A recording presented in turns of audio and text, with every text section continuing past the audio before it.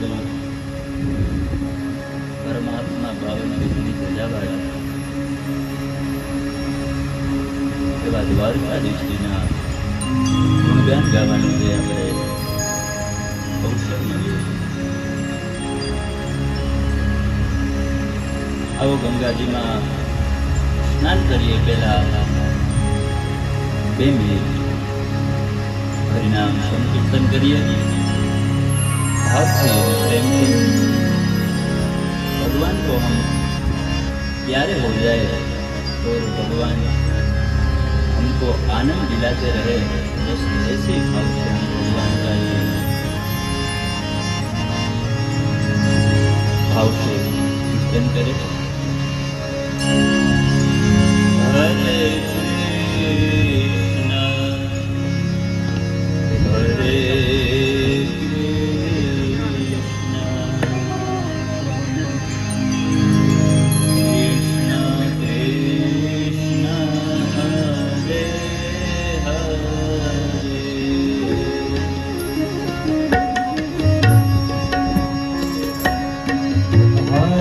कृष्ण हरे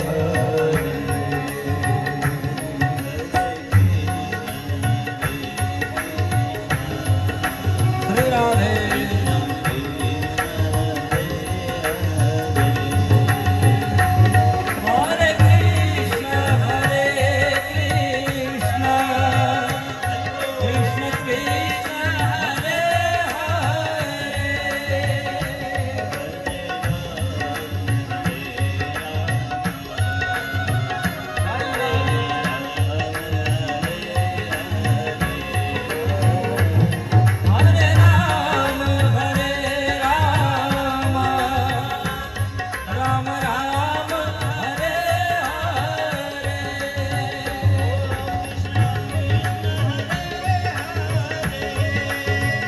હરે કૃષ્ણ કૃષ્ણ હરે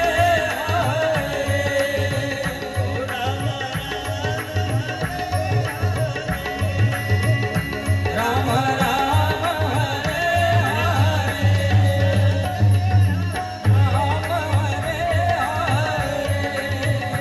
કૃષ્ણ કૃષ્ણ હરે 2 minute માટે ખાલી ભગવાનનું એક સ્તોત્ર છે, દામોદર સ્તોત્ર. એક પુષ્પરૂપી ભગવાનને આપણે અર્પણ કરીએ, પછી આપણે કથા ગંગાની અંદર સ્નાન કરીએ. શક્ય હોય બધાએ ભગવાનનું ધ્યાન કરીએ અને આ સ્તોત્ર જો આવડતું હોય એનો પાઠ કરીએ. હૃદયવિંદે ભગવાન ઠાકોરજીની અનન્ય આ કૃપા કે આપણે આ 7 દિવસ આ ગુણગાન જે ગાવાનો અવસર આપ્યો છે, ભક્તિ કરવાનો અવસર આપ્યો છે. આ ગંગા અને આ ગંગાનો પ્રવાહ જીવનની અંદર જે લાવો છે એ લાવો એક જ વાર મળે છે.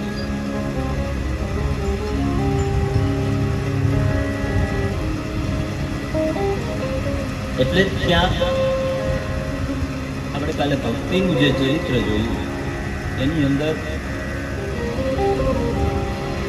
નારદજી કહે છે કે તમે જ્ઞાન અને વૈરાગ્ય સહિત બધાના હૃદયમાં બિરાજમાન થાઓ. એટલે ભક્તિ મહારાણી જ્ઞાન અને વૈરાગ્ય સહિત ત્યાં સર્વ ભક્તજનોના હૃદયમાં બિરાજમાન થયા.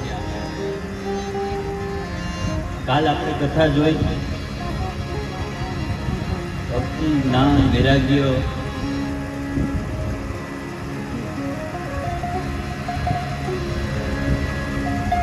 ધુંધુકારીની કથા. એ પછી ભાગવતજીના જે કથાના નિયમો છે, શ્રોતા અને વક્તાના જે નિયમો છે એ નિયમો આપણે જોયા કે શ્રોતા કેવા હોવા જોઈએ, વક્તા કેવા હોવા જોઈએ. કે વક્તાના પણ અહીંયા આપણે જેમ વાત કરી એવી રીતે 4 લક્ષણ મુખ્ય છે વક્તાના.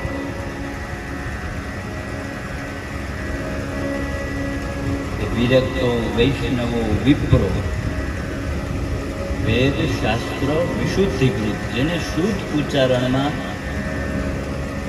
તમને એક કથા કહી શકે એવા વક્તા હોવા જોઈએ.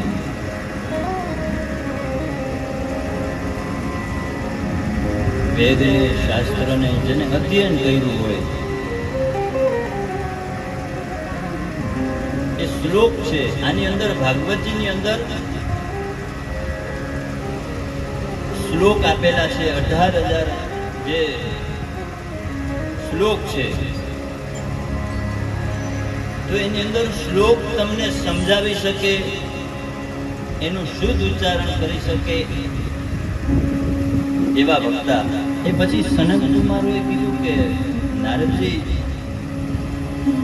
આ જે આયોજન છે, આયોજન કેવી રીતે કરવું? તો કે નારદજી, આપણે જે આપણા સંતાનોના વિવાહ કરીએ ને, એ વિવાહમાં જેટલો ખર્ચ કરીએ ને એટલો આમાં ખર્ચ કરવો. શું કામ?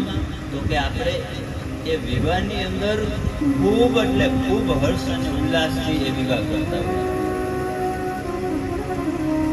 જો આપણે આપણા દીકરાના લગ્ન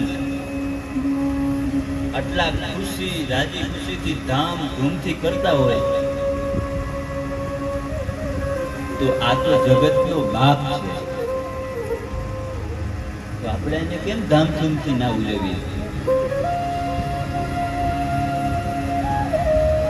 અને આની અંદર સનત કુમારો કહે છે કે આની અંદર કચાશ રાખવી જ ના જોઈએ, કેમ કે આ તો જગતનો નાથ કાઢ્યો ઠાકોર, અને જેના આપણે એને ગુણગાન ગાવા બેઠા છીએ. આપણે છોકરાના લગ્નમાં નબળું નથી હલાવી દેતા, તો આ આખું જગત હલાવવા વાળું છે.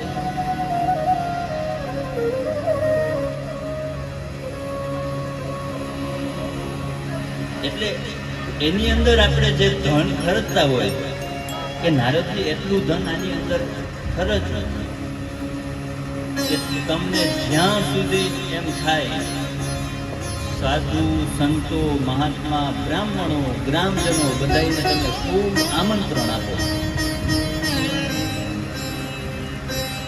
ગામો ગામ સુધી આમંત્રણ આપો, બ્રાહ્મણ ભોજન કરાવો,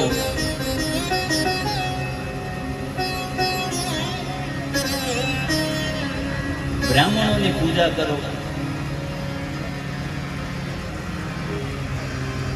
બીજો એક નિયમ કાલે મેં કીધો નથી, સાંભળવો છે.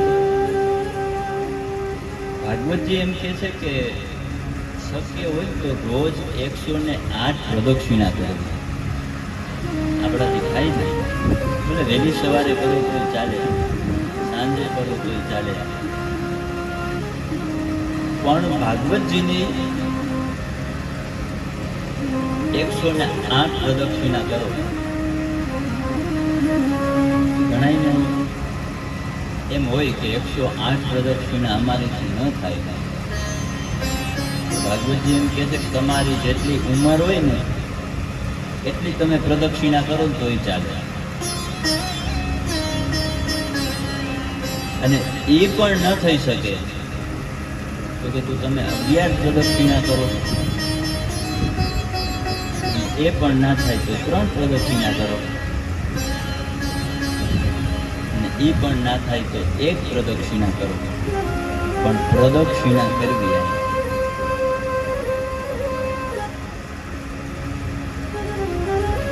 પ્રદક્ષિણા એ ફરજિયાત ભગવાનની પ્રદક્ષિણા કરવી. કેમ કે સવારે અથવા સાંજે, શું કામ? તો કે અહીંયા ભગવાન સાક્ષાત ઠાકોરજી બિરાજમાન છે. જ્યારે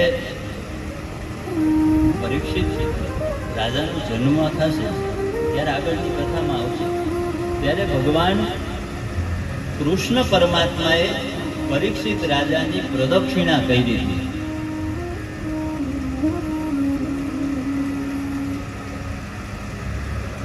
અને પરીક્ષિત રાજાની પ્રદક્ષિણા કરી ત્યાં. શું કામ? તો કે ભગવાન એક પોતાના સ્વરૂપે જ હતા ત્યાં.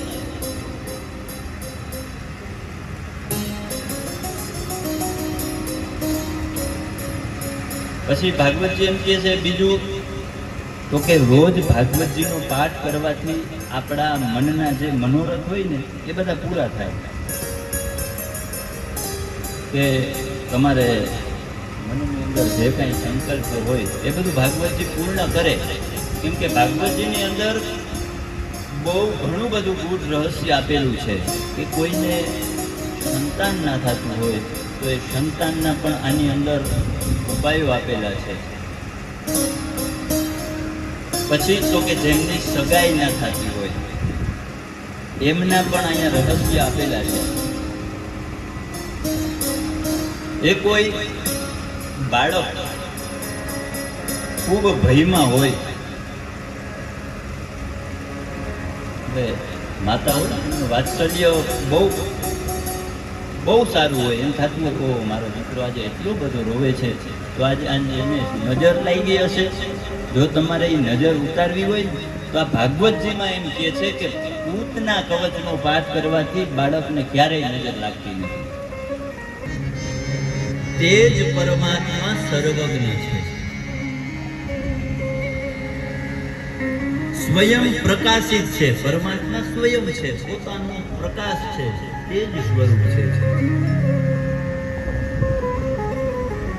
તેજોમય, જેનું સ્વરૂપ તેજમય છે. જે સૂર્યના રશ્મિના જળમાં સ્થળોની અંદર જળોની અંદર જે ભ્રમણ કરવા વાળા છે,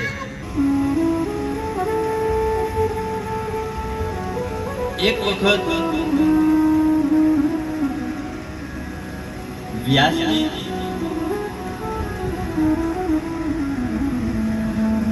વેદ વ્યાસજી તો કે ભગવાન સાક્ષાત નારાયણના સ્વરૂપે અવતર્યા. તો કે સૂત પુરાણી કે એમના જે પુત્ર થયા સુખદેવજી મહારાજ અને જન્મતા વેદ જે ભગવાન ભક્તિમાં લાગી ગયા, એમની જન્મની કથા મને જણાવો.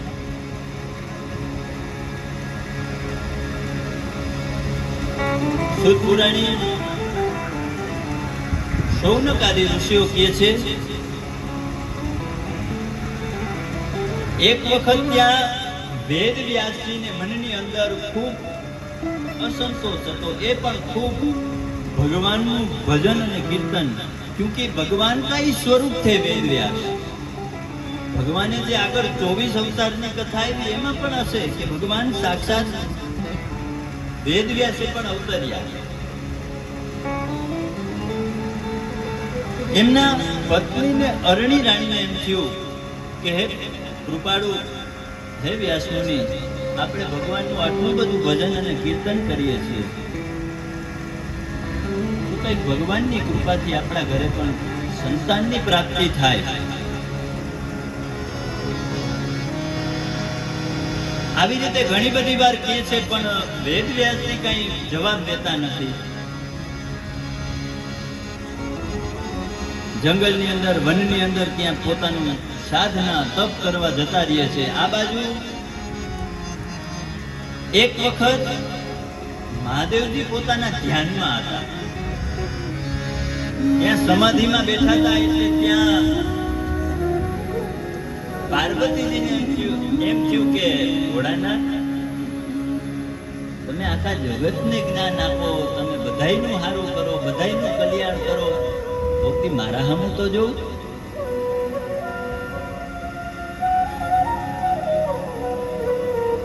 એટલે ભોળાનાથ કે બોલો ને પાર્વતીજી, શું ઈચ્છા છે તમારી?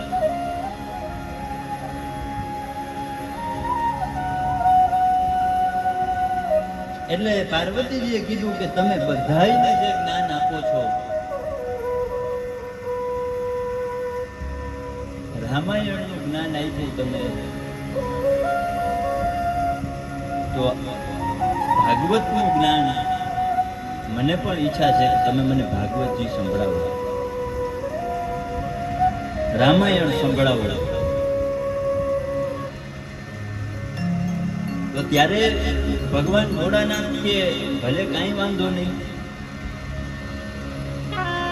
એટલે ભગવાન ભોળાનાથ અને માં પાર્વતી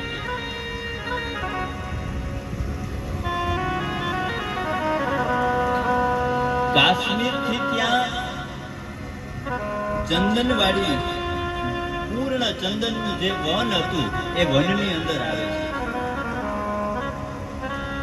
અને ત્યાં એક ગુફા હતી, એ ગુફાની અંદર ત્યાં આવી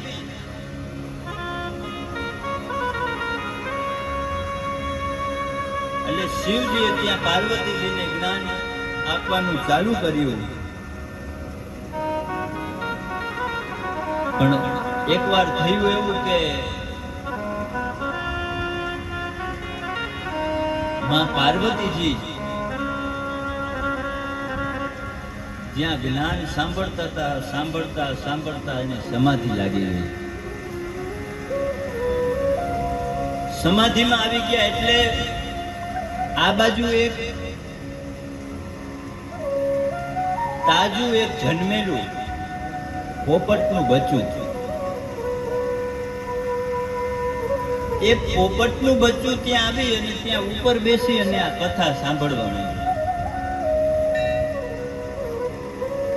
જેમ પાર્વતીજી હરે નમઃ હરે નમઃ હોકાર થતા અહીંયા ભાગવતજી એમ કહે છે હો, કે તમને જ્યારે એમ કોઈ પણ શબ્દમાં મજા આવે ને ત્યારે હોકારો કહી દેવો. એટલે હરે નમઃ અહીંયા તો શંખનાદનું કીધું કે નમઃ શંખનાદમ છે. ક્યારેક એવું થાય હરે હરે, આપણે ગામડામાં જે સિસ્ટમ જોઈ ને કે સત્યનારાયણ ભગવાનની કથા ચાલતી હોય તો અહીંયા કંઈક સારો પ્રસંગ આવે, બહેનોનો કંઈક અમારે અદા કરતા હોય કથા તો અવાજ આવે હરે હરે. એવી રીતે ભાગવતજીમાં એમ કહે છે કે તમને ક્યાંક સારો પ્રસંગ લાગે તો ક્યારેક ક્યારેક હરે નમઃ, અથવા તો ખાલી આમ હજી ભગવાનને આવડું સરસ મજાનું કીધું ને આમ કરવું તમને એમ થાય કે તમે જાગો છો અને આ મારી વાત સાંભળો છો. એટલે ત્યાં પાર્વતીજીને સમાધિ લાગી ગઈ એટલે તરત જ ત્યાં પોપટનું બચ્ચું સાંભળતું હતું ને આટલી જ વારમાં ત્યાં તરત મહાદેવજીને ખબર પડી ગઈ, અવાજ બદલી ગયો, આ કોણ સાંભળે છે? એટલે આ બાજુ જોવે છે તો પોપટનું બચ્ચું, અને એ જ જોતામાં ત્યાં મહાદેવજી એમને ત્યાં ત્રિશુલ આપ્યું, પાછળથી જે ત્રિશુલનો ઘા કર્યો, અને આ બાજુ જે પોપટનું બચ્ચું હતું તે વેદવ્યાસ અને અરણીના જઈ ત્યાં જે ઘોડો હતો માં અરણીનો એમના ઘોડામાં જઈ અને ત્યાં સ્થાપિત થઈ ગઈ. એ સ્થાપિત થતા જ તરત જ ત્યાં ભગવાન ઘોડાના કહેવા લાગ્યા કે હે અરણી, આ બચ્ચું મને દઈ દો, મારી કથા સાંભળી ગયું છે, આજ તો એનો મોક્ષ કરી નાખું, એને મૃત્યુદંડ આપી દઉં. ત્યારે વેદવ્યાસ અને માં ભગવતી અરણી એને પ્રાર્થના કરે છે, ભગવાન કૃપા કરો, દયા કરો, અમારા જીવનની અંદર જે ખોટ હતી આજ ભગવાન સામેથી આવ્યું છે, અને એ પોપટના બચ્ચાથી એ વ્યાસથી અને ત્યાં અરણીના ઘરે સુખદેવજી મહારાજનો જન્મ થયો. બોલો શ્રી સુખદેવજી મહારાજ કી જય. એટલે સુખદેવજી મહારાજ તરત જ જન્મ થતાની સાથે જ ઘર છોડીને ત્યાંથી એ તો પોતાના કીર્તનમાં, એ તો ભગવાનના ભજનમાં, એમને તો કાંઈ સંસારની માયા લાગે જ નહીં. ભગવાનનું કીર્તન, ભજન, ગુણગાન, બસ આ જ એની ઈચ્છા.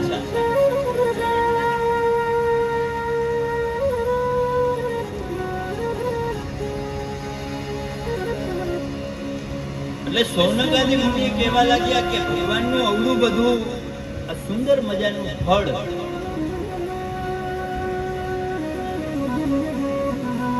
એટલે ફળની અંદર સૂત પુરાણીએ અહીંયા 6 પ્રશ્ન કર્યા. સૌથી પહેલા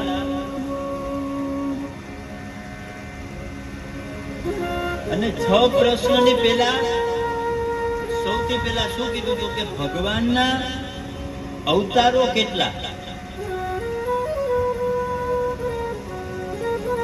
આજે 6 પ્રશ્નો કર્યા ને એમાંનો એક આ પ્રશ્ન હતો. સૌથી પહેલો પ્રશ્ન એ હતો કે હે પ્રભુ, માનવનું કલ્યાણ શું છે એ અમને જણાવો. जो मनुष्य है उसका कल्याण किसमें होता है? तो कि धर्म, भजन, कीर्तन.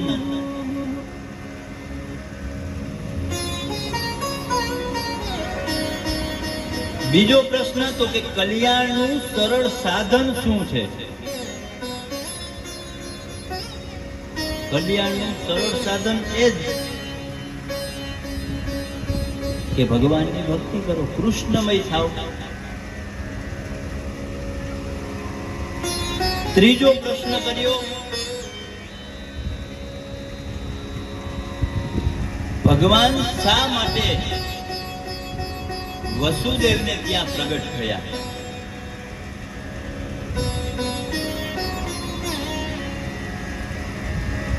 ચોથા પ્રશ્નની અંદર ભગવાનના ચરિત્રની કથાઓ શું છે?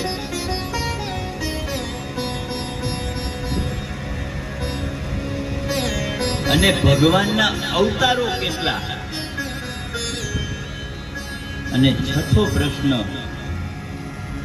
કે શ્રી કૃષ્ણ પરમાત્મા જે સ્વધામ ગમન કર્યું પછી ધર્મ કેના શરણે ગયો? આ 6 પ્રશ્ન અહીંયા પૂછ્યા. એટલે સૂત પુરાણી ઉત્તર આપતા કહ્યું કે મનુષ્ય માટે સર્વશ્રેષ્ઠ સાધન એ જ છે કે જેના વડે શ્રી કૃષ્ણ પરમાત્માનું ધ્યાન અને ભગવાનની નિષ્કામ ભક્તિ કરવી. શ્રી હરિને સંતોષવા માટે ધ્યાન, પૂજન, ભજન, કીર્તન આ બધું કરવું અને ભગવાનની પૂજા. ભગવાનની પૂજાના કેટલા પ્રકાર? કોઈને खबर છે खरा?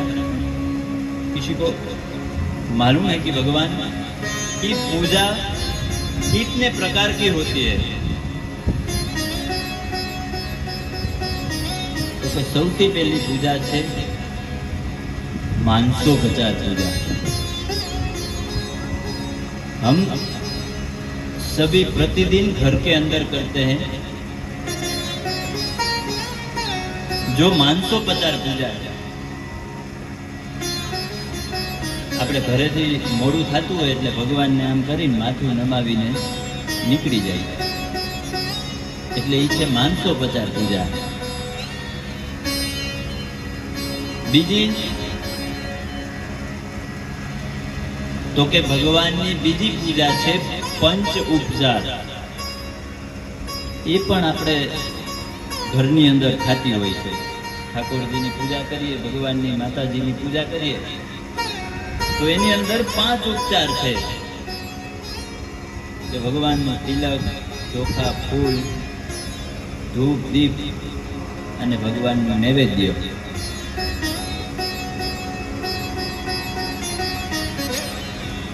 એટલે ભગવાનની પૂજા કરવી હોય તો એ પૂર્ણ શ્રદ્ધાથી. એટલે બીજો પ્રકાર તો કે પંચોપચાર.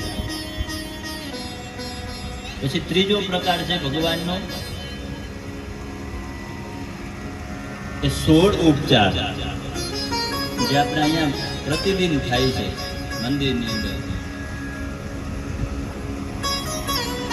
સરસ સવારના બધા બ્રાહ્મણો પૂજા કરાવે છે. એ 16 ઉપચારથી ભગવાનની પૂજા કરવી.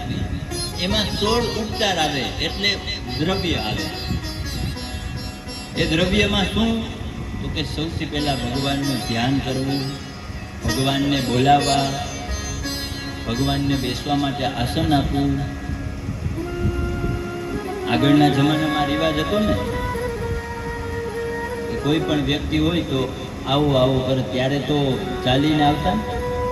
એ બધા દિવસો ત્યારે એવું હતું કે ત્યારે ચાલીને આવતા.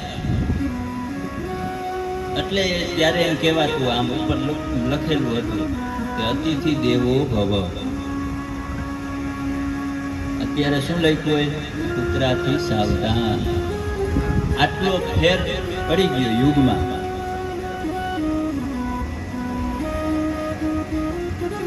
એટલે ત્યારે જ્યારે મહેમાનો આવતા એટલે એમને અતિથિ કહેવાતા.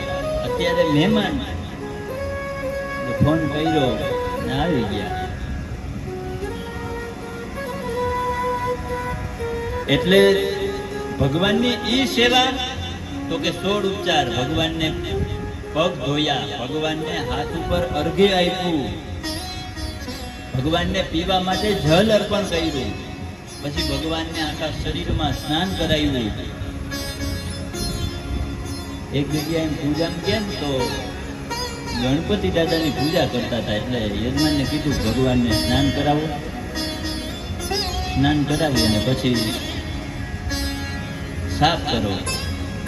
એટલે ભગવાનની પૂજા કરીને આમ ભગવાનને નવડાવી ને આમાં તારામાં ભાવ નથી કે આ ભગવાન છે. તને એમ છે કે આ મૂર્તિ છે એટલે તું ખંખેરે. અને જો ભગવાન તને કોક દી ખંખેરશે ને તો હબું તો ખંખેરાઈ જાય છે.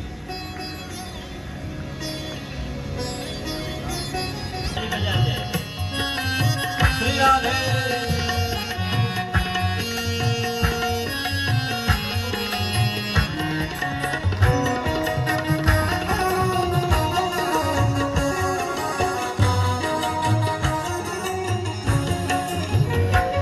મારો અંત સમય જ્યારે આવે પ્રભુ મારા નયનોની સામે રહેજો પ્રભુ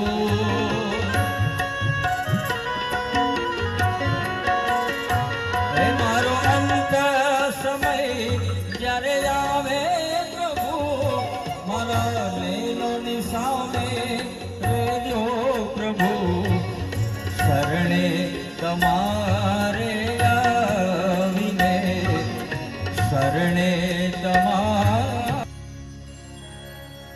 હે ભગવાન પરમ કૃપાળુ પરમાત્મા, મને મુક્તિ મળે કે ના મળે, બસ ભક્તિ તમારી,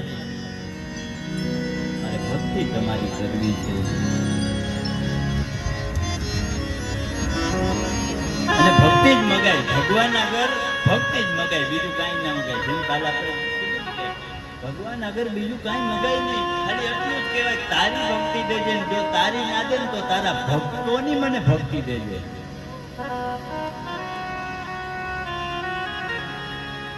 કેમ કે ભગવાનને તમે જેટલા રીઝવો ને એના કરતા એના ભક્તને તમે રાજી રાખો ને તો ભગવાન વધારે વાલે, ભગવાન વધારે રાજી રહે.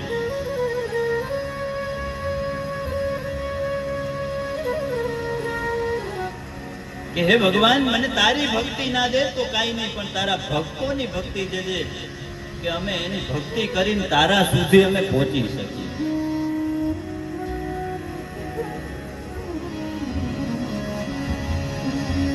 એટલે અહીંયા સૌનકાદી ઋષિઓ કહે છે કે ભગવાનના જે ચરિત્રનું વર્ણન છે, ભગવાનના અવતારોની કથા છે, ભગવાને કેટલા અવતાર અહીંયા લીધા એ અમને જણાવો. તો અહીંયા ભગવાનના ચરિત્રનું વર્ણન એટલે ભગવાનના આમ મુખ્ય 10 અવતાર અને ભાગવતજીની અંદર 24 અવતારની કથા છે. ભગવાનના ઘણા બધા અવતારો છે, પણ મુખ્ય છે ભગવાનના 24 અવતાર. સૌથી આગળ રહેવા વાળા વ્યક્તિ એટલે ગણપતિજીની પૂજા પેલી થાય, અને જે આવું મોટું કર્મ કરતા હોય અને એમાં સૌથી આગળ રહે એ ગણપતિ જેવા જ હોય. શું કામ? આંખ બે કેવી છે ગણેશજીની? ઝીણી. ઝીણી આંખે બધું જોતું રહેવાનું, એમ બધું ઝીણી આંખે ઝીણી નજરે જોવાનું. કાન કેવા છે?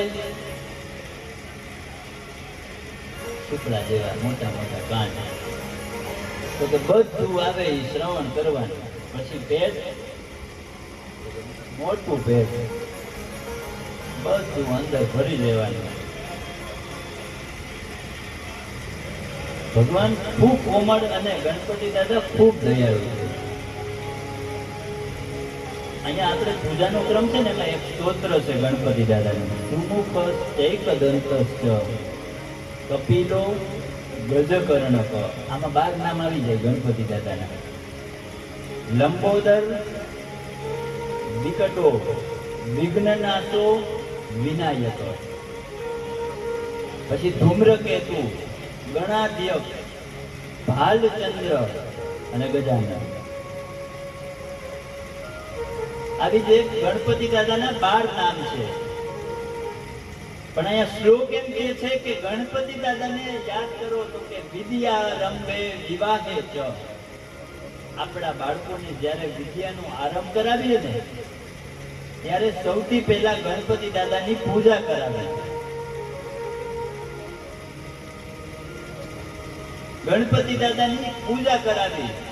વિવાહે, જો કે આપણે વિવાહ સંસ્કાર હોય તો કેમ ગણપતિ દાદાની પૂજા કરીએ? મારા સાથે ઘેરી બનાવે, એ ગણપતિ દાદાની પૂજા છે. અને એ ડેરી બનાવે ને એ મહારાજ એની અંદર 16 ચાંદલા કરે અને એમાં તમારા જે કુળની અંદર પૂજાતા હોય ને દેવી દેવતાઓ એની પૂજા કરાવે. અત્યારે નાના મહારાજ હમણાં જ કલર કરાવ્યો છે. અરે બાપા, કલર મહત્વનો નથી, આ માતાજી મહત્વના છે. એટલે એની અંદર ત્યાં 16 માતાજીની પૂજા કરવામાં આવે. પછી તો કે વિવાહે જ પ્રવેશે, ક્યાંય નવું મકાન આપણે લીધું હોય તો हम वास्तु करते हैं या तो कोई कलश पूजा करते हैं, तो गणेश जी महाराज को याद करते हैं. પછી निर्गमे तथा, कोई भी युद्ध में संग्राम में हम जा रहे हैं तब भगवान गणेश जी की प्रार्थना पूजा करने से हमारे विघ्न सब दूर हो जाते हैं. એટલે ગણપતિ દાદાની પૂજા છે. ખાલી ગણપતિ દાદાની પૂજા છે એ એમને નથી કીધું.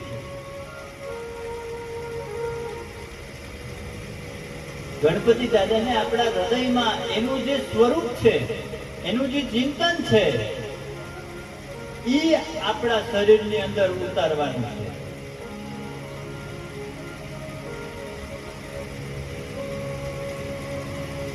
મારી અતિશયોક્તિ નથી, પણ ગણપતિ દાદાની જે અહીંયા વાત ચાલે છે અને અત્યારે આ યજ્ઞમાં જો ગણપતિ સ્વરૂપ હોય ને તો આપણા સાહેબ અહીંયા પધાર્યા છે. એક સ્વરૂપ એનું અત્યારે એવું જ છે કે આ બધું છે એ પોતાના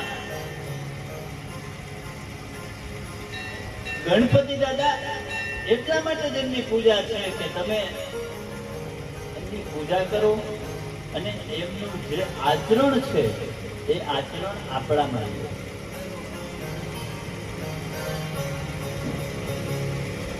એટલે ગણપતિ દાદાનું ત્યાં આવાહન થયું એટલે ગણપતિ દાદા આવ્યા. બોલો બોલો, વ્યાસજીએ પ્રણામ કર્યા. એટલે ગણપતિ દાદા કે બોલો, મારે શું કામ કરવાનું છે? તો કે હું ભાગવતજીની રચના કરું છું, પણ તમારે એનું લેખન તમારે કરવાનું છે. એટલે ગણેશજી મહારાજે એક શરત રાખી કે મારી કલમ જ્યારે ચાલુ થશે પછી તમે જો ઉભા રહ્યા તો ત્યાં કલમ પાછી નહીં ઉપડે. આ મારી શરત છે. એકવાર કલમ ચાલુ થયા પછી ક્યાંય ઊભી નહીં દે. એટલે વ્યાસજીને એમ થયું કે ઓ આ તો બધું લખાઈ જશે તો આના અર્થ કોણ કહેશે? ખાલી શ્લોક હું બોલીશ એમાં લખાશે તો એના અર્થ કેવી રીતે જણાશે? વ્યાસજીએ શરત મૂકી કે ગણપતિ દાદા તમારી શરત મને મંજૂર છે, પણ મારી પણ એક શરત છે કે હું જે કાંઈ શ્લોક તમને કહું એ તમારે બરોબર મનન ચિંતન કરી અને જો એ બરોબર હોય તો જ એને તમારે અહીંયા પધરાવો. એટલે ગણપતિ દાદા કાંઈ વાંધો નહીં.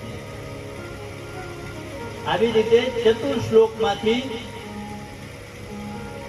એમનો ખૂબ વિસ્તાર કર્યો. એટલે 12 સ્કંદ ભાગવતજી કેવું છે.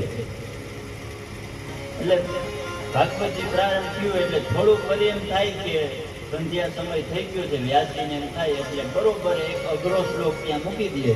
એટલે ગણપતિ દાદા એમને મનન કરે, વિચારે તો ત્યાં વ્યાસજી નદીના કિનારે જઈ સંધ્યા વંદન પોતાનું નિત્ય કર્મ કરીને પાછા આવી જાય. આવી રીતે 12 સ્કંદ 335 અધ્યાય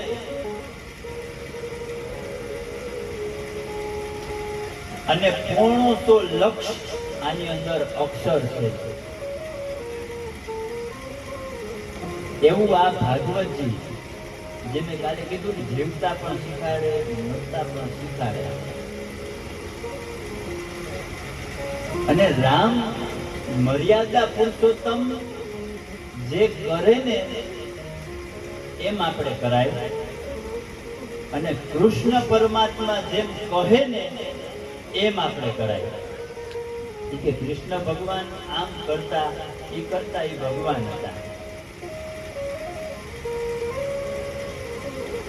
અને રામ ભગવાન એક મર્યાદા પુરુષોત્તમ હતા. એ ભગવાન હતા છતાં પણ પોતાની મર્યાદામાં હતા. એટલે ત્યાં માણસોને એક જ્ઞાન આપ્યું કે કોઈ પણ વસ્તુ, ચીજ, વ્યક્તિ કે પોતાના મર્યાદામાં જ શોધે. એટલે આનો વિસ્તાર કર્યો અને વિસ્તાર કરી અને અહીંયા આખો એક સરસ મજાનો આંબો બન્યો.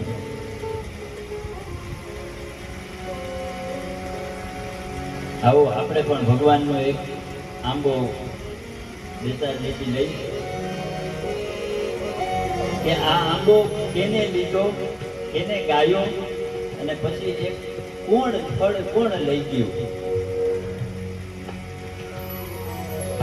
હે આંબો અખંડ ભુવન માંથી ઉતર્યો. આંબો અખંડ ભુવન માંથી ઉતર્યો. એ બ્રજ ભૂમિમાં આંબાનો વાસ, સખી રે આંબો પીયો. હે બ્રજ ભૂમિમાં આંબાનો વાસ, સખી રે આંબો પીયો. હે આંબો અખંડ ભુવનમાંથી ઉતર્યો. હે આંબો અખંડ ભુવન માંથી ઉતર્યો.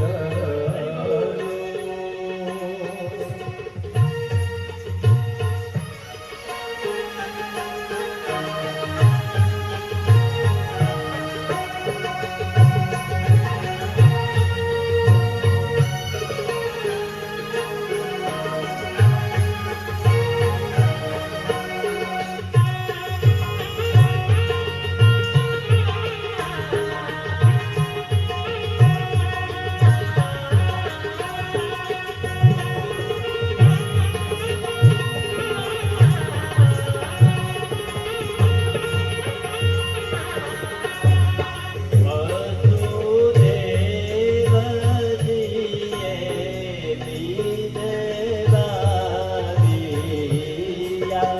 હે વાસુદેવે બીજ વાવ્યા.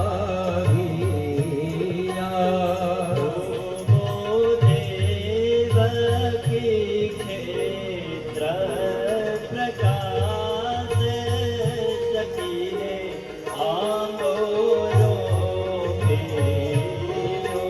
હે આંબો અખંડ ભુવન માંથી ઉતર્યો.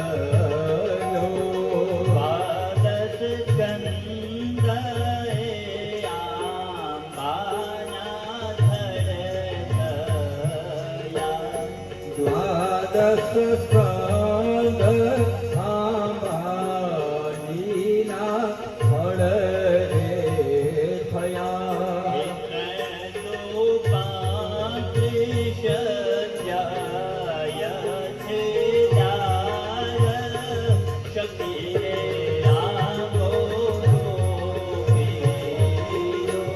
હે આંબો અખંડ ભુવન માંથી ઉતર્યો.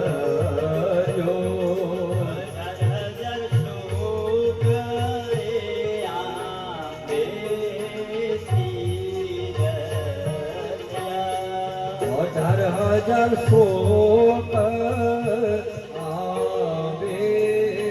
તીરથિયા. કોણો તો આ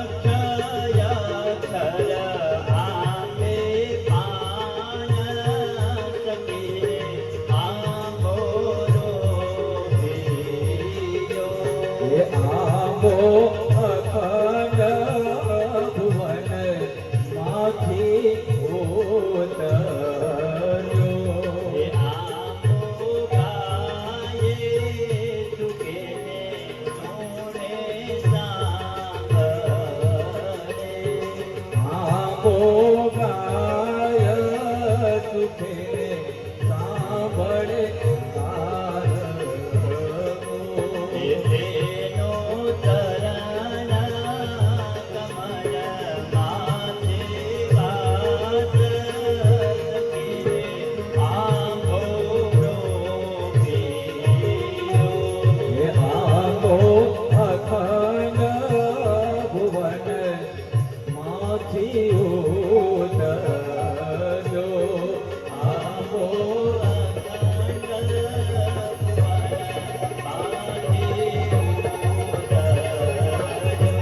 હે આવો અખંડ ભુવન માંથી ઉતર્યો.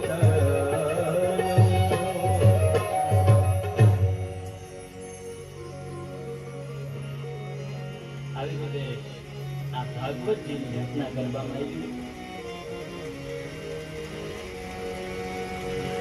ભાગવતજી પૂર્ણ લખાયું એટલે મનની અંદર ફરીથી વ્યાસજીને એમ થયું કે આની મેં રચના કરી પણ અમારે કેને દેવું. અને આ બધી વસ્તુ એવી છે પાત્ર વગર પીરસાય નહીં. પાત્રતા હોય ને ત્યાં જ પીરસાય. એટલે વ્યાસજીને મનમાં એમ થયું કે આ મેં લખ્યું પણ મારે કેને આપવું. એને એમ હતું કે હું મારા દીકરાને સુખદેવજીને આપું. પણ સુખદેવજી તો જન્મ થતા ને હરિભક્તિમાં નીકળી ગયા. એમ કે કેમ બોલાવવા મારે.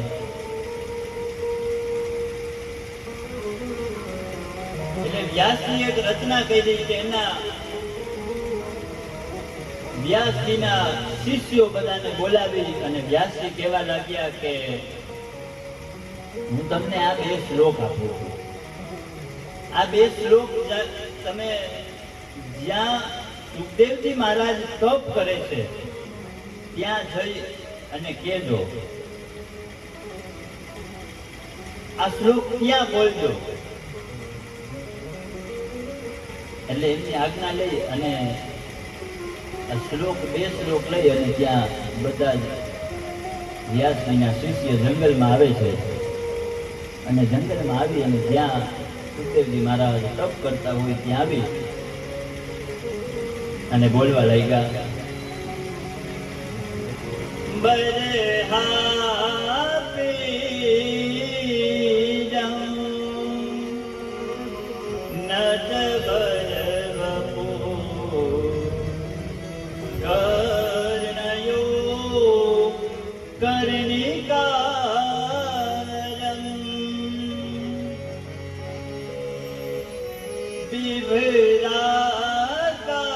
વિભ્રાકાશમ કનકકપિશમ વેદયમોતિમ ચમાલામ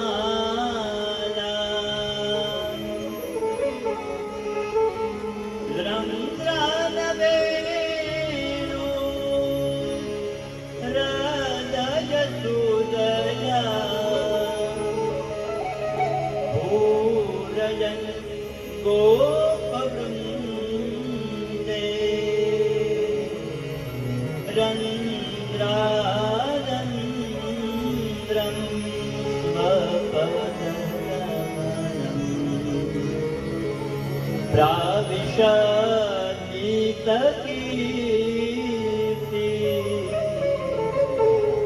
પ્રાવિશદીતકીર્તિ.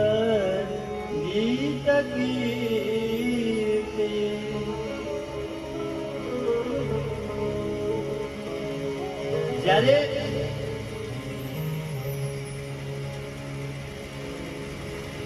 આ શ્લોક બોલ્યો ને એટલે તરત જ વ્યાસજીના પુત્રને સુખદેવજીને એમ થયું કે ઓહો આટલો બધો સરસ શ્રી કૃષ્ણ પરમાત્મા બરહા પીલમ નટવર વપુ, જે બાળકો સાથે આ વૃંદાવનમાં જે લીલા કરે છે, જેમનું નટ જેવું સ્વરૂપ છે, એમના અધર ઉપર મોરલી છે, માથાની અંદર મોરપી છે, આવું જ બધું વર્ણન થાય ને એટલે તરત જ વ્યાસજીને મનમાં, એમના પુત્રને મનમાં એમ થયું કે એટલી જ વારમાં શિષ્યો બીજો શ્લોક બોલ્યો, અહો બકીયમ સનકાય ભૂતમ. આ બે શ્લોક સાંભળતા તરત જ આ વ્યાસના પુત્રો બધા ધીમે ધીમે ધીમે આશ્રમ તરફ હાલવા લાગ્યા. આમ આગળ જ્યાં જાય છે ત્યાં પાછળ સુખદેવજી એમની પાછળ. એટલે તરત એમને પૂછ્યું કે ઉભા રહો તમે કોણ છો? તો કે અમે વ્યાસજીના શિષ્ય છીએ. તો કે આ શ્લોક તમને કેને આપ્યા? આવડા સરસ શ્લોક. અરે સુખદેવજી, આ તો બે જ શ્લોક છે, આમાં 18,000 શ્લોક છે ભાગવતની અંદર. અમારા ગુરુ વ્યાસજી પાસે આવા 18,000 શ્લોકની રચના એ કરી. એટલે સુખદેવજીને એમ થયું કે ભગવાન નારાયણ નારાયણ એમ કરીને આશ્રમમાં ગયા. અને આશ્રમમાં જઈ અને ત્યાં પોતાના પિતા વ્યાસજીની સામે જોઈ અને દંડવત પ્રણામ કરી અને પ્રાર્થના કરી કે મને પણ જિજ્ઞાસા છે કે તમે આ ભાગવત મને સંભળાવો. અને વ્યાસજીને તો જે મનમાં હતું એ ભગવાને એમનું પૂર્ણ કર્યું કે હું આ મારી કથા, આ મારું જે લખેલું ભાગવત છે મારા દીકરાને આપું. એને તો મનમાં એમ જ હતું. એટલે તરત જ ત્યાં વ્યાસજીએ સુખદેવજી મહારાજને આ કથા સંભળાવી.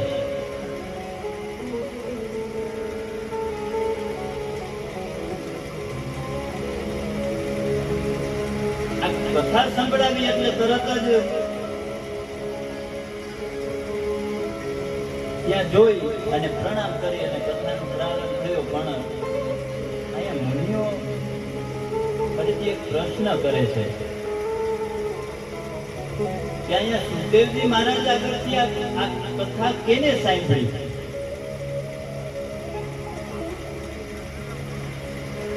અને એ પરીક્ષિત હતા તો એનો જન્મની કથા મને જણાવો.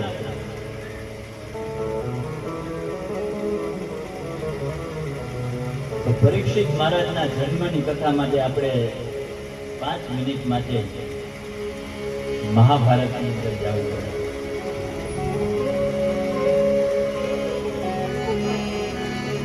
શ્રી કૃષ્ણ અને ત્યાં બધા પાંડવો દ્વારા જે યુદ્ધ થયું,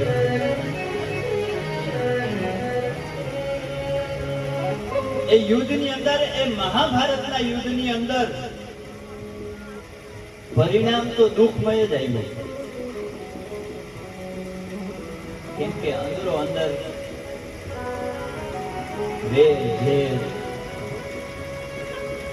પરિણામ તો ખરાબ જ. જો અંદરો અંદર વેર ઝેર રાખો ને એટલે એનું પરિણામ જ વેર ઝેર જ આવે, બીજું કાંઈ નહીં. કભી વ્યક્તિ કે આમને સામને વેર ઝેર નહીં દેખना चाहिए, क्योंकि भगवान ने मनुष्य दे दिया है. એટલે આ 18 દિવસ આ યુદ્ધ થયું. પણ આ દ્રોણાચાર્યજી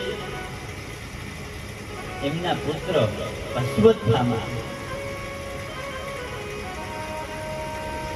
એ અશ્વત્થામાને મનની અંદર એક વાત રહી ગઈ કે હું મારા પિતાનો જે, એના પિતાને જે જાંઘ ઉપર જ્યાં ગદા મારવામાં આવી હતી, એ જાંઘ તોડવામાં આવી હતી, એનો બદલો તો હું લઈશ. એની અંદર મનમાં એક વેર ઝેર હતો.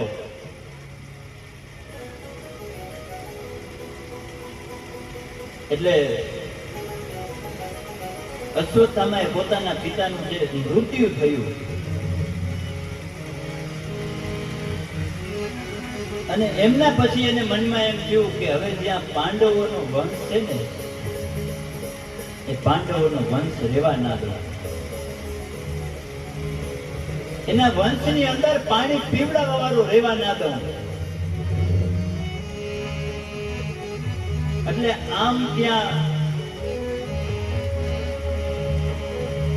જ્યાં દ્રૌપદી એમને ત્યાં કક્ષની અંદર પોતાના 5 પુત્રો, જે દ્રૌપદી પોતાના 5 પુત્રો સાથે ત્યાં શયન કરી રહી હતી, અને ત્યાં અશ્વત્થામાને એમ થયું કે આજે આ 5 પાંડવોના મસ્તક લઈ અને દુર્યોધનના ચરણમાં ના પધરાવું તો હું પણ અશ્વત્થામા છું. એટલે તરત જ વેરના ભાવથી ત્યાં જાય છે. આ જઈ અને ત્યાં જોવે છે. આમ જોઈ અને તરત જ 5 બાળકો સૂતા છે. એટલે એને એમ છે કે આ 5 પાંડવો છે, આ તો પાંડવોના મસ્તક તોડી નાખે.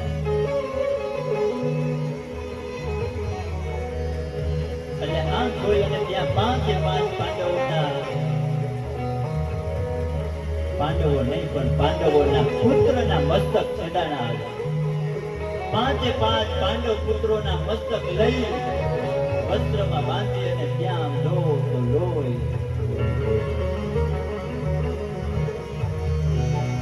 આમ જઈને 5 પુત્રોના જે મસ્તક હતા એ ત્યાં જઈને દુર્યોધનને કહે છે કે દુર્યોધન, તારે 5 પાંડવોના મસ્તક જોતા હતા ને, લે આ 5 પાંડવોના મસ્તક.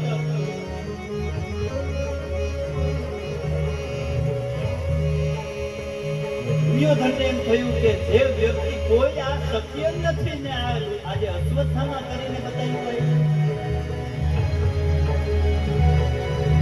આમ કરીને એમાંથી દુર્યોધન કહેવા લાગ્યો કે અશ્વત્થામા એમાંથી જે મોટું માથું હોય ને ઈ મને હાથમાં આપ. એટલે હાથની અંદર મોટું માથું લીધું અને જ્યાં આમ 2 હાથ દબાવી અને આમ દબાવવા જાય ને પેચો વળી ગયો. અશ્વત્થામા શું કર્યું? આ ભીમનું મસ્તક ના હોય કોઈ, મારે તો ભીમનું મસ્તક જોતું હતું. અને ભીમનું મસ્તક હોત ને તો આમ આંગળા દબાવવાથી આંગળા જાય નહીં એવું મજબૂત ભીમનું મસ્તક.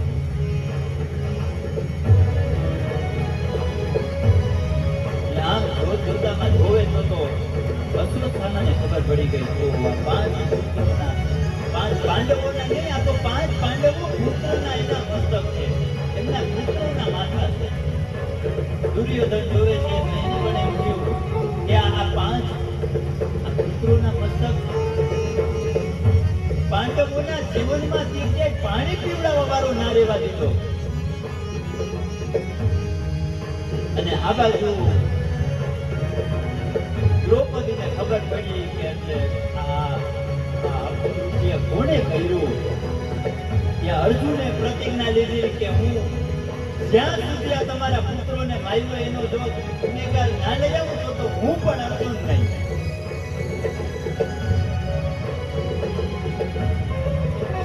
નકર હું અગ્નિ સ્નાન કરી લઈશ. એટલે મનની અંદર તરત એમ આવ્યું. ત્યાં જઈ અને અર્જુન કૃષ્ણ ભગવાન આગળ જાય છે. આજ વેદના તો જુઓ માની કે જેમની સામે 5 પુત્રોના મસ્તક પડ્યા છે. ત્યારે અર્જુન જોતામાં એમ કહે છે કે ભગવાન મારે શું કરવું, કાંઈક તો રસ્તો દો. અને ભગવાન આવું હોય ને ત્યારે પેલે પરીક્ષા કરે. અર્જુન તમને જે યોગ્ય લાગે. કૃષ્ણ પરમાત્મા તમે આમ કેમ કહો છો? મને કાંઈ પૂછતું નથી, કાંઈક મને રસ્તો બતાવો.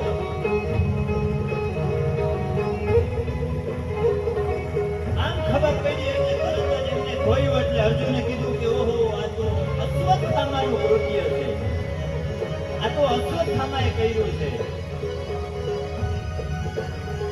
એટલે તરત જ કૃષ્ણ પરમાત્માને કીધું અને અર્જુને કીધું ચાલ રથમાં બેસી જાય. અને કૃષ્ણ અને અર્જુન આ બાજુ અશ્વત્થામાને ખબર પડી કે મારી પાછળ અર્જુન આવે છે. એટલે આગળ અશ્વત્થામા અને પાછળ અર્જુન ને કૃષ્ણ એમની પાછળ જાય છે. આમ જાતા એમને ખબર પડી કે હવે હું જો હાથમાં આવી જઈશ તો મને મૃત્યુનો દંડ થશે. એટલે અશ્વત્થામા પાસે શસ્ત્ર વિદ્યા હતી. એટલે એમને બ્રહ્માસ્ત્રનો પ્રયોગ કર્યો હતો. સંસંધાન કરી અને એ બ્રહ્માસ્ત્ર છોડ્યું, પણ એને પાછું વાર્તા નહોતું આવડતું. એટલે કૃષ્ણ પરમાત્માને અર્જુન કહે છે, ભગવાન મારે શું કરવું હવે? અર્જુન, તને તો ગુરુજીએ આટલી બધી દીક્ષા કરી છે, તને તો બ્રહ્માસ્ત્ર છોડતા પણ આવડે છે ને પાછું વાર્તા આવડે છે. કર તું પણ બ્રહ્માસ્ત્રનું અનુસંધાન કરી અને છોડ. ત્યારે અર્જુને પણ એ બ્રહ્માસ્ત્ર છોડ્યું અને બંને બ્રહ્માસ્ત્ર એકબીજાને અને બ્રહ્માસ્ત્ર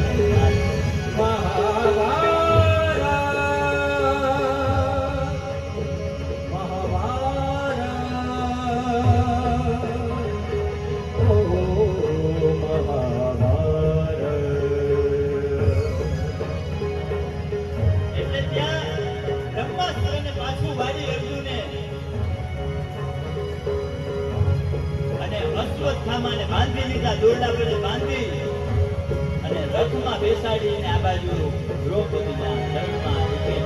અને દ્રૌપદી આ તારા 5 પુત્રોને જે મારવા વાળો છે ને એને હું અહીંયા લઈ આવ્યો છું. ઓહો, દ્રૌપદી જોવે મનમાં એને એમ થયું કે આ તો અશ્વત્થામા એમાં એક બ્રાહ્મણ. આજ કલ્પના તો કરો કે જે માની સામે આજે 5 પુત્રો પડ્યા છે.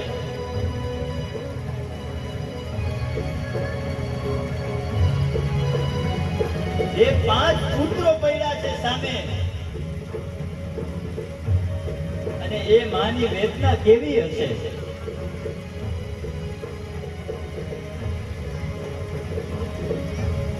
અશ્વત્થામા, તે અમારા જીવનમાં, અમારા કુળમાં એક પિંડદાન અર્પણ કરવા માટે ના રહેવા દીધો. એવું તો મારા સંતાન તારું શું બગાડ્યું છે?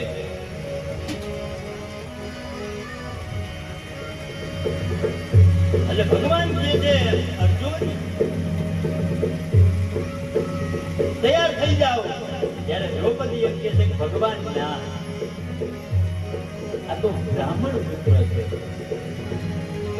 આપણે જો મારી નાખ્યું ને તો આપણે બ્રાહ્મણ હત્યા પાપ લાગે, અને એના જીવનમાં એની પત્નીને કેટલું દુઃખ થશે અને એમના બાળકોનું શું થશે?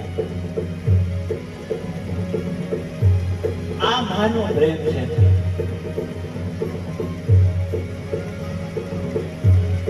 કે તમને જીવનની અંદર બધું આપે છે, છતાંય તમે શું કરો છો?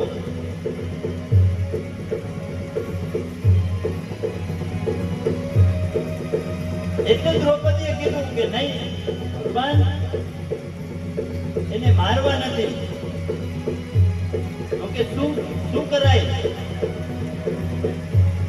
એટલે ભગવાને તરત જ એને કીધું. એટલે અર્જુન કે ના, આને મારી નાખું, નકર મારે અગ્નિ સ્નાન કરવું પડશે. એટલે ભગવાને કીધું કે એમને મરાય નહીં. દ્રૌપદીએ કીધું કે ભગવાન ના, અર્જુન એમને મરાય નહીં. એ તો બ્રાહ્મણ કુળનો છે અને બ્રાહ્મણ હોય તો એમને મરાય નહીં. એટલે ત્યાં અશ્વત્થામાને જે શિખા હતી ને એ શિખાનું છેદન કરી નાખ્યું. કોઈ પણ આવા વ્યક્તિ હોય ને એને તમારે એનું અપમાન કરવું હોય તો સૌથી પહેલા એના શિખા, પછી છે કેસ. તમે એના વાળ ઉતારી નાખો એટલે એનું અપમાન થયું કહેવાય. બીજું છે એની શિખા એની છેદન કરી નાખી એટલે આ ફરીથી એને અપમાન કર્યું. અપમાન કરી અને ત્રીજી વખત એમના માથાનો જે મણી હતો ને એમ મણીને કાઢી અને એમને ધક્કો દઈ દીધો. એટલે એનું પૂર્ણ અપમાન કરી અને ત્યાંથી એને ધક્કો દઈ અને એનું અપમાન કરી નાખ્યું. આ બાજુ ભગવાન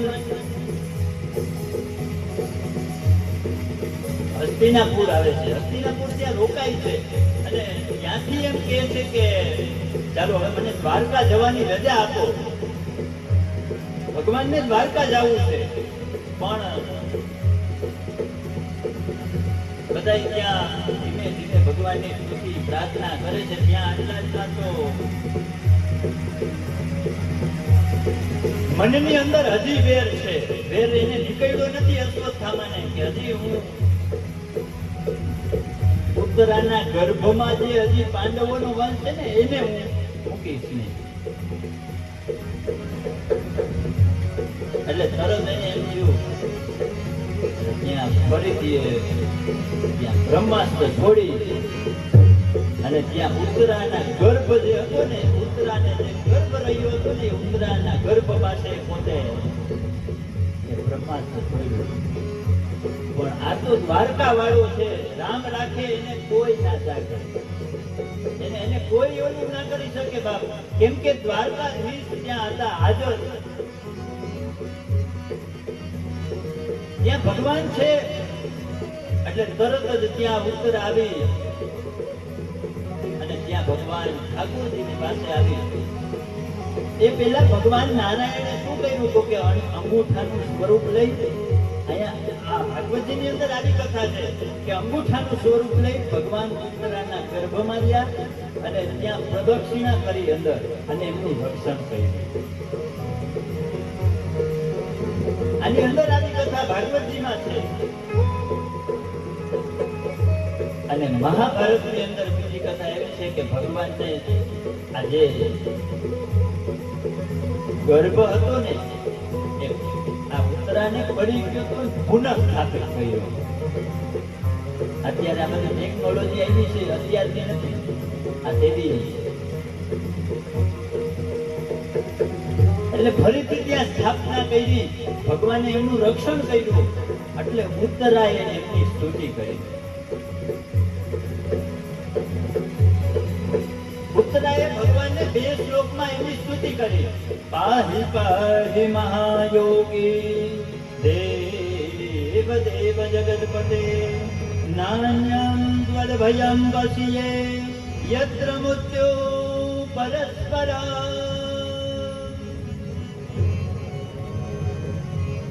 અવિર્વતી માનુષા સરસત્તા યસો વિભો કામદહત્માનાથ મે ગર્ભો નિપાત્ય. હે ભગવાન, તમે મારા ગર્ભની રક્ષા કરો. પાહિ પાહિ, હે ભગવાન, પાહિ પાહિ, હું તમારા ચરણમાં છું, મારા ગર્ભની રક્ષા કરો.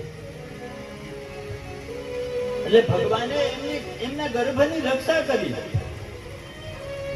અને ભગવાન ત્યાંથી ફરીથી આજ્ઞા લે છે કે હવે મારે દ્વારકા જવું છે. ફરીથી દ્વારકા જવા જાય એટલે તરત થોડાક આગળ આવ્યા એટલે ત્યાં થઈબા ઉભા અને માં કુંતી આજ ભગવાનની પ્રાર્થના કરે છે કે ઠાકોરજી, તમારે આજ કઈક થઈબાને દેવું હોય તો મારે વચન માંગવું છે.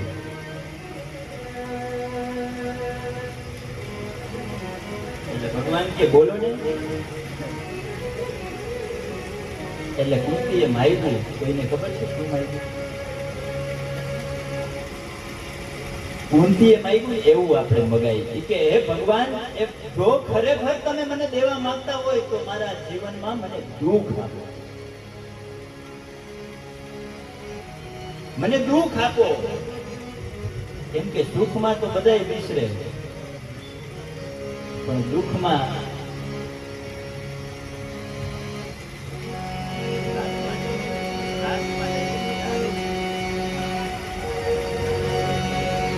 આવો બેન ભગવાનનું અહીંયા સ્મરણ કરી અને રાસ લઈ. હે મને મુશ્કેલી જ્યારે પડે ત્યારે તને યાદ કરું. મને આવી જાવ ભાવથી.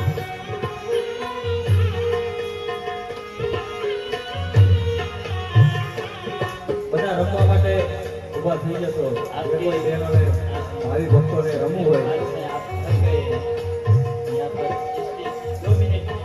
हाँ क्योंकि आप सबको परेशान करूंगा मैं तो मुझे भी परेशानी होगी અને ત્યાં ભીષ્મ મહારાજનું શરીર શાંત થઈ ગયું એ પછી કૃષ્ણ પરમાત્મા ત્યાં જવાનું વિચારતા હોય છે દ્વારકા પણ જાતા નથી એટલે ત્યાં ભગવાન ત્યાં ઉત્તરાનું ગર્ભનું રક્ષણ કરી અને ત્યાં પોતાને ત્યાં વિદુરજીને ત્યાં જાય અને આ બાજુ હસ્તિનાપુરની અંદર ત્યાં ઉત્તરાએ એક બાળકને જન્મ આપ્યો અને એ બાળક બીજું કોઈ નહીં એ બાળક હતું પરીક્ષિત બોલો શ્રી પરીક્ષિત મહારાજ કી જય અને ત્યાં પરીક્ષિતનો જન્મ થયો પરીક્ષિતના જન્મ થતા એમનું બીજું નામ હતું વિષ્ણુરાજ એ પરીક્ષિત મહારાજનો જન્મ થતા જ દાન પૂન એમના માતા પિતા દાન પૂન કરે છે પણ બ્રાહ્મણોને બોલાવી અને ત્યાં એમની કુંડલી બતાવવામાં આવી અને કહેવામાં આવ્યું કે તમારી કૃપાથી તમે નામ આપો એટલે અમે આ નામ આપીએ એટલે એમનું નામ પરીક્ષિત પાડવામાં આવ્યું પછી કીધું કે આગળ આનું કંઈક ભવિષ્ય જણાવવાનું એટલે ભવિષ્ય જણાવતા બ્રાહ્મણોએ કીધું કે તમારા દીકરાનું મૃત્યુ 7 દિવસમાં થશે અને એ પણ બ્રાહ્મણના શ્રાપથી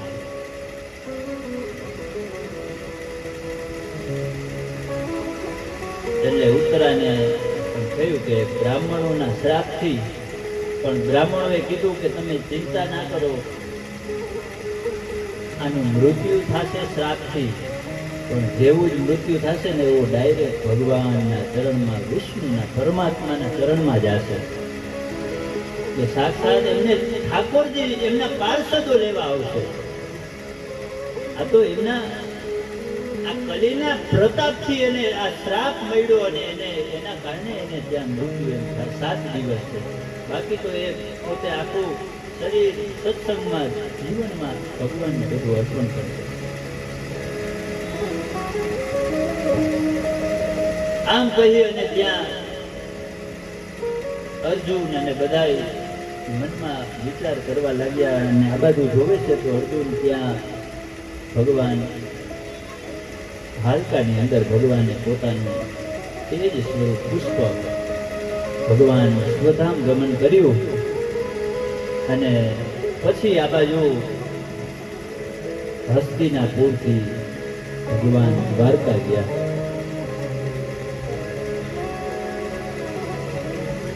એટલે અર્જુને ત્યાં ભાઈને આવીને કીધું કે ભાઈ ભગવાન તો સ્વધામ જાય છે આ બાજુ ભગવાન સ્વધામ જતા રહ્યા કેમ કે ભગવાને જે પોતાનું ભાગવત હતું એ ભાગવતનું જે પોતાનું તેજ હતું એ ઉદ્ધવજીને આપ્યું અને ત્યાંથી ભગવાન સ્વધામ ગયા આ સ્વધામ ગયા પછી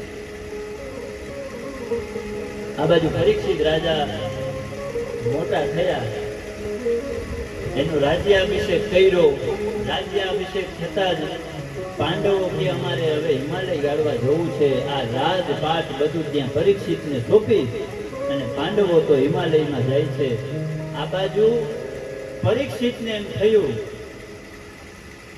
કે લાવ આજે હું પણ શિકાર કરવા જાઉં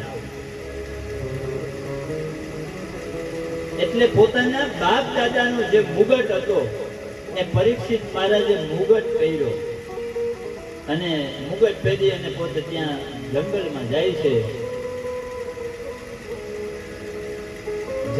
જાય છે એટલે રસ્તામાં જોયું તો એક બળદ ઉભો હતો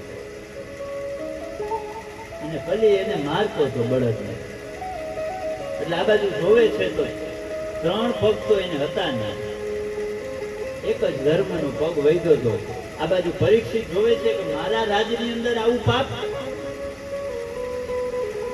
કે કોણ છો તમે? એટલે કે હું કલિયુગ છું. તો કે કેમ? તો કે ભગવાન જેવા શ્રોધામ ગયા ને એટલે તરત જ મારો વાસ થઈ ગયો. એટલે ભગવાન જેવા શ્રોધામ પધાર્યા એટલે તરત કલીનો વાસ,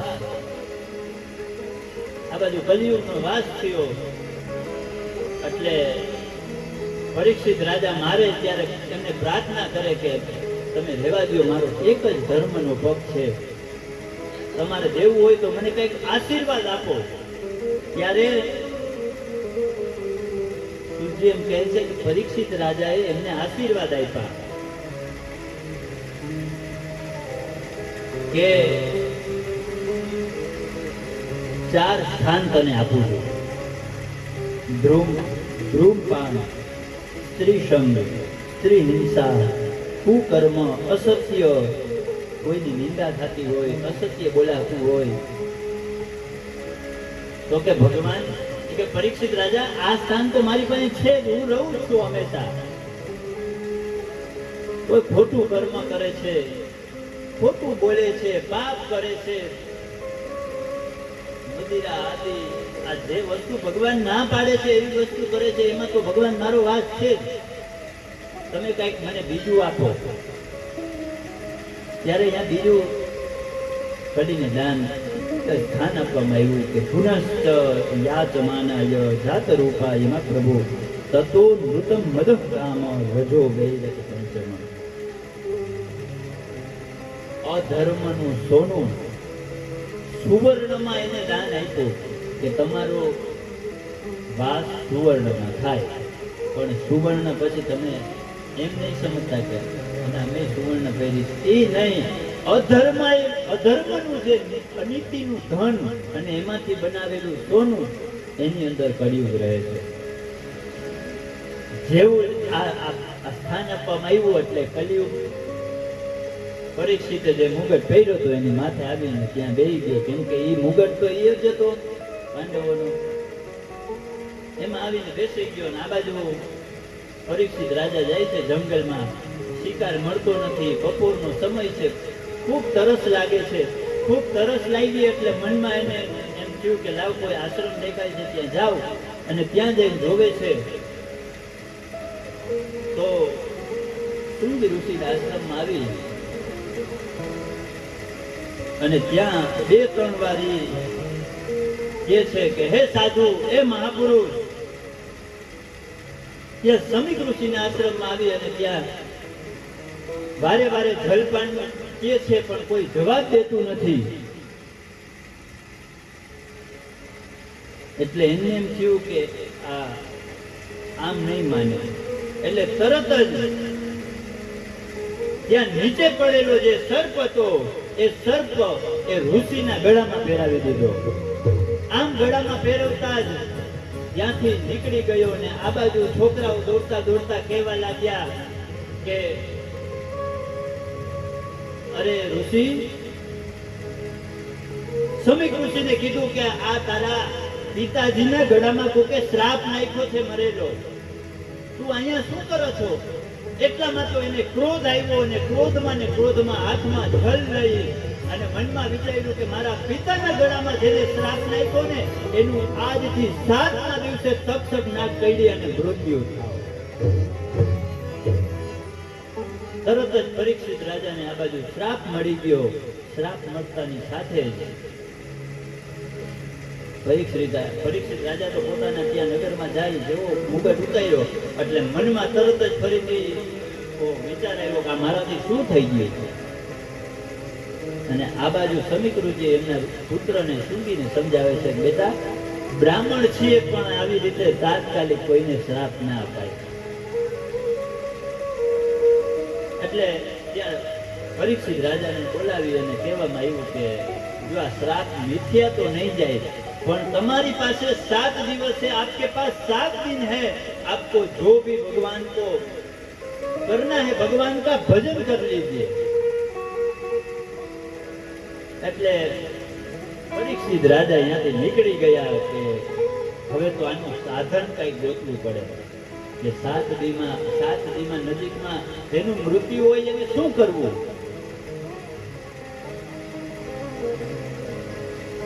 આમ મનમાં વિચારી અને પરીક્ષિત રાજા નીકળી જાય છે અને ત્યાં મોટો એક યજ્ઞ ચાલુ હતો. ત્યાં આવી અને બધા ઋષિમુનિએ પૂછે છે કે મારે જેનું એમ કહે છે જેનું મૃત્યુ નજીક હોય, જેનું 7 દિનમાં મૃત્યુ હોય એને શું કરવું. એટલે ત્યાં આવી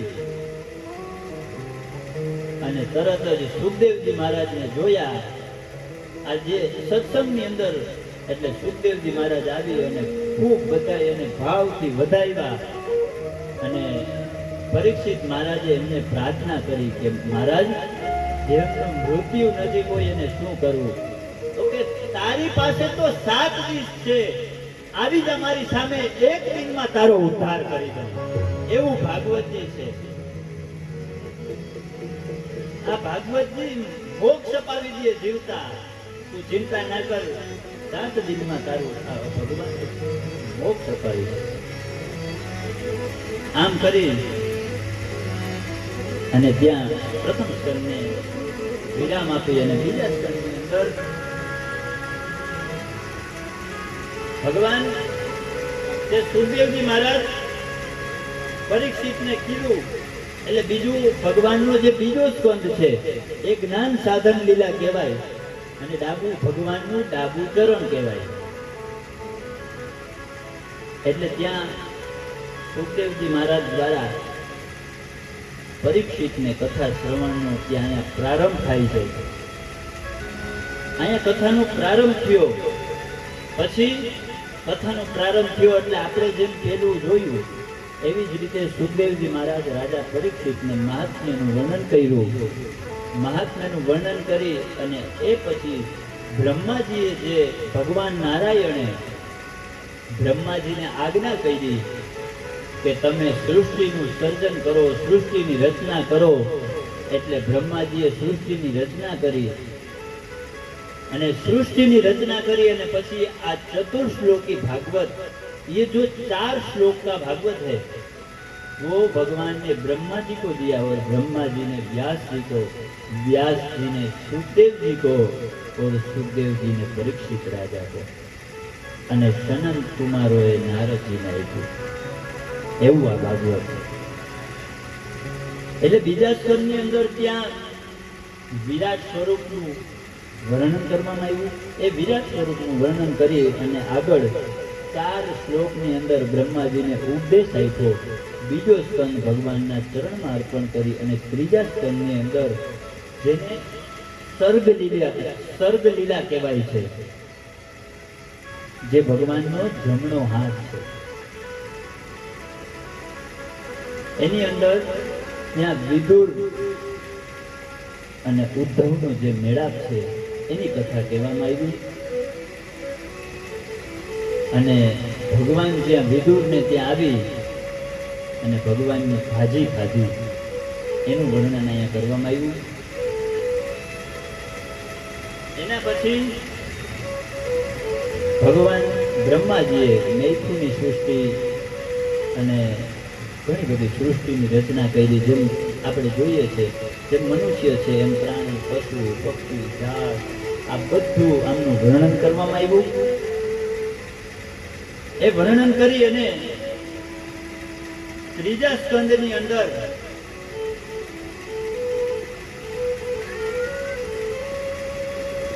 વરાહ નારાયણની કથા આવે.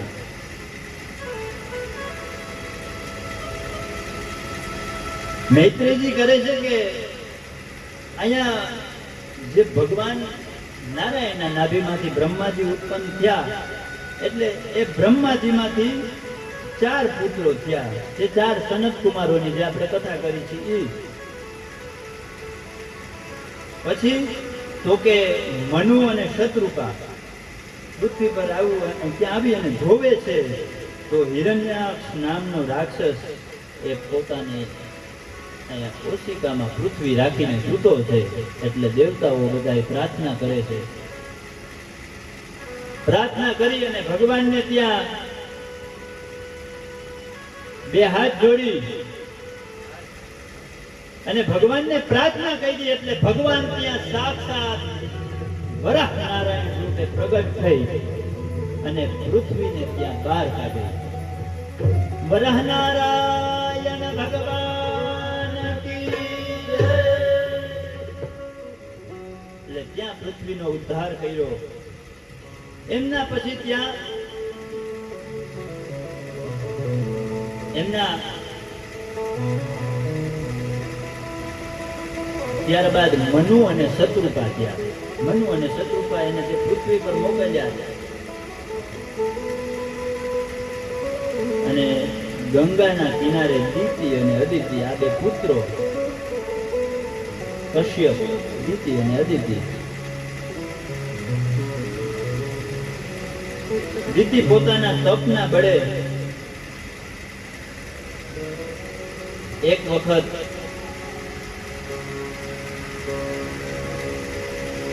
ભગવાનનું સ્મરણ કરે છે, ભગવાનની પ્રાર્થના કરે છે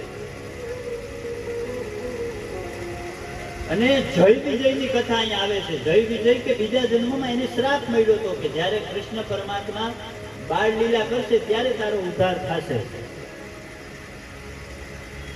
એટલે જય વિજયની કથા અહીંયા બતાવી અને ભગવાન કરદમ અને દેવહૂતિ આ બંનેની કથા અહીંયા બતાવવામાં આવી.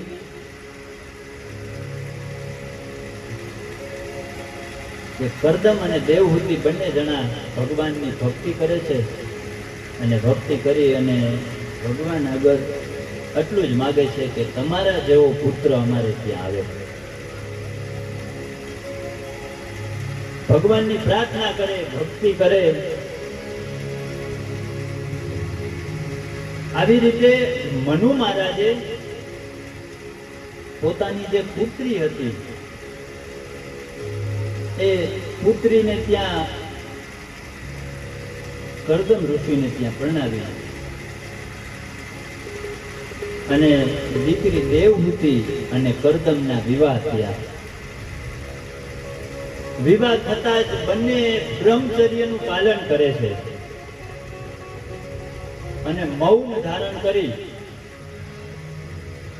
અને ભગવાનની કેવલ ભક્તિ કરે છે. આમ ભક્તિ કરતા કરતા કરતા અમુક સમય થયો એટલે એક જગ્યાએથી બંને જણાને આમંત્રણ આવ્યું કે તમારે અહીંયા ભોજન કરવા માટે આવવાનું છે. તમે નવ દંપતી છો, નવા લગ્ન થયા એટલે તમારે અહીંયા અમારા ઘરે ભોજન કરવા માટે આવવાનું છે. આ ભક્તિ બધી કરી અને બંને જણા ત્યાં વિમાનથી જાય છે.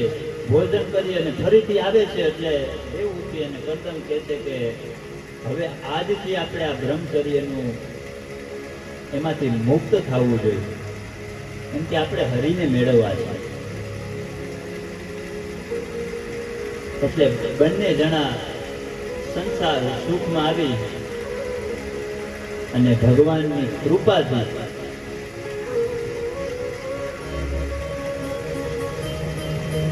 ખૂબ સુંદર તૈયાર થઈ અને ભગવાન નારાયણની કૃપાથી એ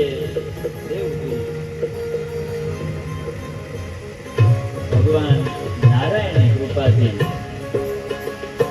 સગર્ભા થઈ અને પ્રતિદિન બંને જણા ભગવાનની ભક્તિ ભક્તિ નારાયણ નારાયણ નારાયણ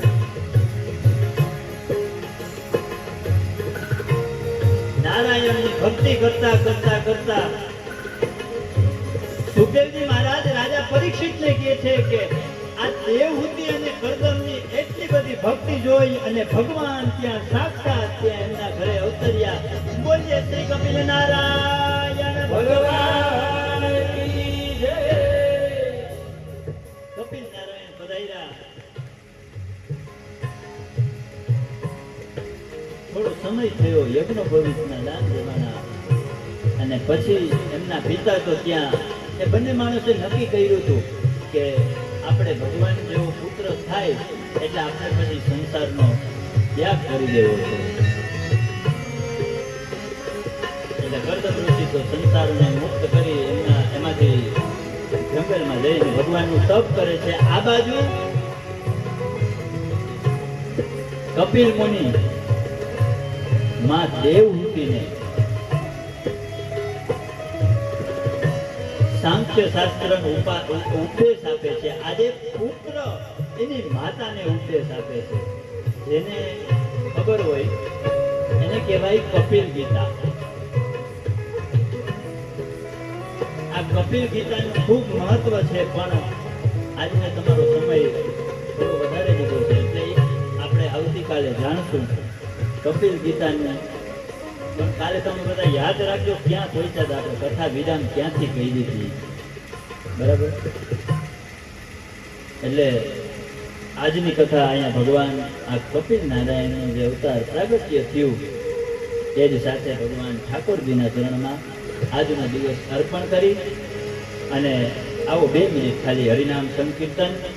હરે રામ રામ રામ સીતા રામ રામ રામ હરે રામ રામ રામ તાળી બજાતે રામ રામ રામ હરે રામ રામ રામ સીતા રામ રામ રામ હરે રામ રામ રામ સીતા રામ રામ રામ હરે રામ